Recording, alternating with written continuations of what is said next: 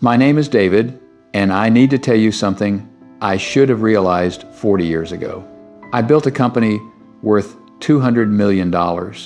I had the corner office, the private jet, the house on the beach.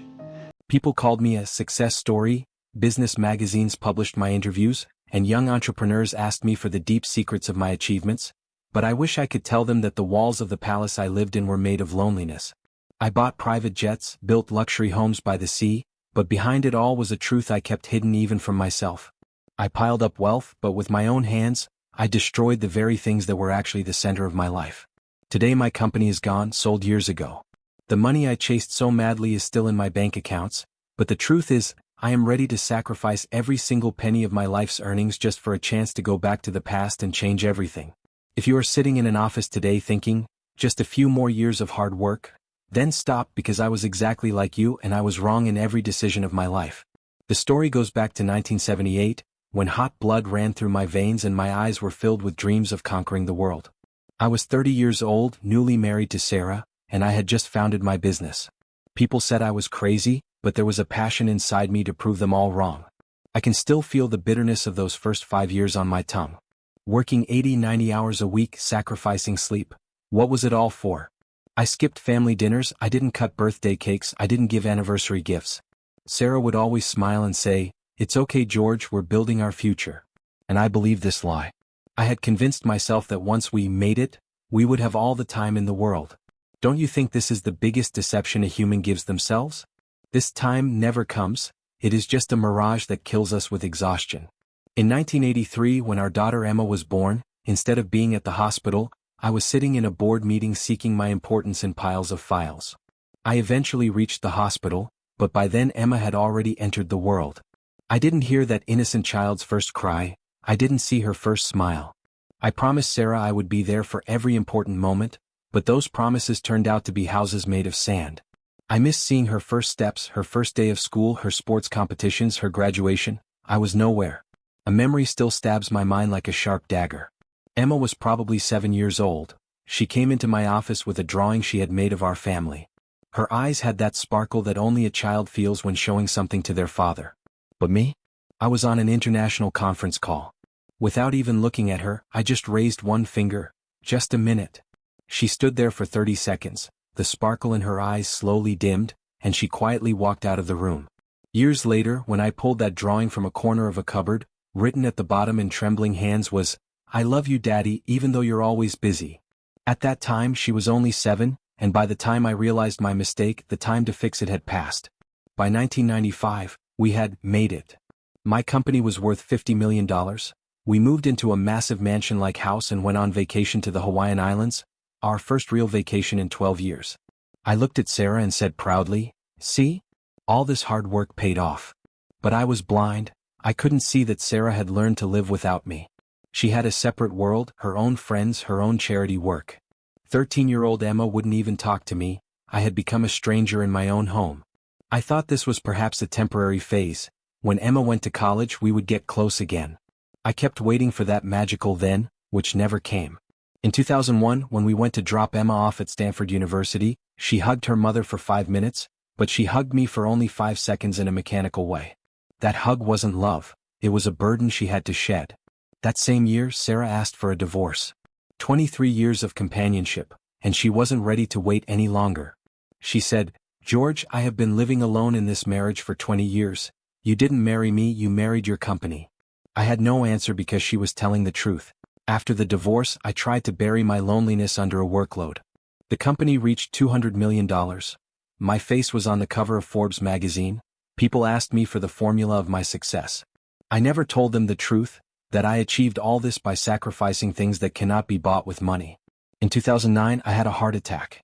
I was 61 years old, working late in the office alone as usual, when a horrific pain rose in my chest. I drove myself to the hospital because there was no one to call. Sarah had remarried, Emma was in New York.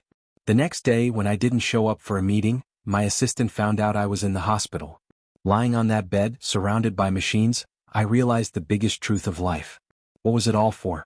For whom did I build this magnificent company? For Sarah? She was gone. For Emma? She had learned to live without me. So was all this just for the satisfaction of my ego? I sold my company in 2012, I got a massive payout, but now I was a 76-year-old man who had immense wealth to spend but no one to share that happiness with. I made every possible effort to restore my relationship with Emma, called her every week, made trips to New York, but a bitter reality of time is that you cannot bring it back. You cannot go back to the past and watch those football matches you missed. Emma talks to me now, we even have lunch together sometimes, but the relationship that should exist between a father and daughter isn't there. We have no old memories to laugh about, no inside jokes. She treats me with politeness, but we could never be close. 3 years ago was her wedding, she asked me to walk her to the stage and I did.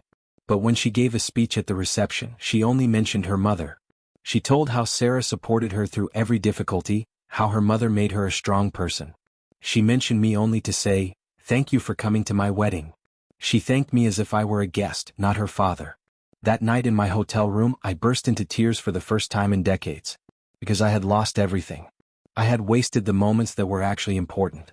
I was busy building something I considered important, while the real importance was my daughter's childhood which slipped through my hands like sand. Success means nothing if you are alone.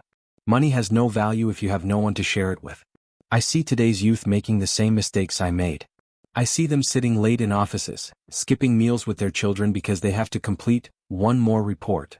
They say, just a few more years, once I become a partner, once this goal is met, then I will focus on family.